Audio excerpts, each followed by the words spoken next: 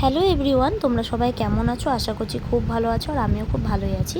তো আজকে যাচ্ছি হচ্ছে দিদির বাড়ি। তো এই যে এপারে চলে এসেছি, এসে আমি রিক্সা করে যাচ্ছিলাম আর আজকে প্রচণ্ড রোদ ছিল।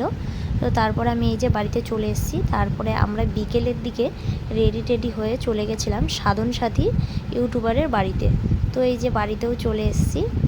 আমার দিদির বাড়ি থেকে খুব একটা দূরে না আর কি, ও 10 মিনিটের মতো রাস্তা হবে টোটোতে এলে। তো তাই আমরা চলে এসেছি। তো ওরা ছিল এখানেই বসে, তো ভেতরে গেল আর কি। ওনার শাশুড়িও ছিল এখানে বসে, এই যে ইনি হচ্ছে সাথীদির শাশুড়ি।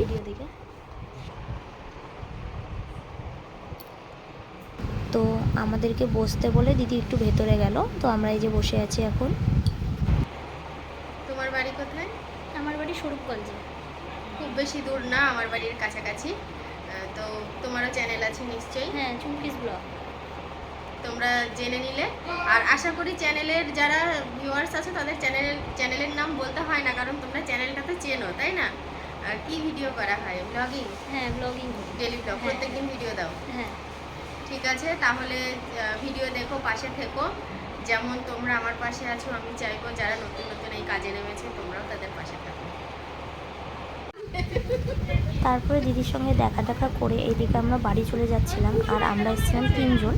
তো আমাদের সাথে আর একটা বুনু এসেছিলো, তার জুতো নিয়ে চলে গেছিলো পুকুরে, ওই নিয়ে আর কি আমরা সবাই মিলে হাসাহাসি করছিলাম।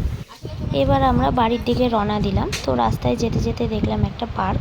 তো পার্কটাতে একটু আমরা ঢুকলাম, দিয়ে তারপরে পার্কটা ঘুরে আমরা বাড়ির দিকে তারপরে রওনা দিয়েছিলাম।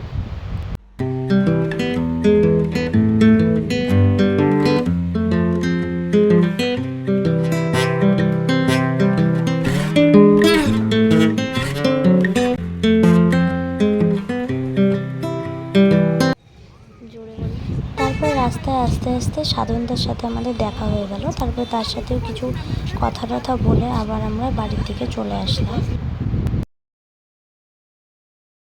কি সুন্দর কৃষ্ণচূড়া ফুল ফুটে আছে, ওই জায়গাটা খুব সুন্দর লাগছিল। আর আমরা রাস্তা থেকে এই ফুলটাও নিয়েছিলাম। আর এখানে দেখো এই পুকুরটা দেখতে পাচ্ছ, এটা নাকি পুজোর আগে ভরে যায়, আর পুজো শেষ হয়ে গেলে আবার মানে জলটাও শুকিয়ে যায়। তো এই যে ঠাকুর। তারপরে আমরা বাড়ি চলে এসেছি। তো আজকের ব্লগটি এই পর্যন্তই। ভালো লাগলে অবশ্যই একটি লাইক করো, চ্যানেলটিকে সাবস্ক্রাইব করে দিও।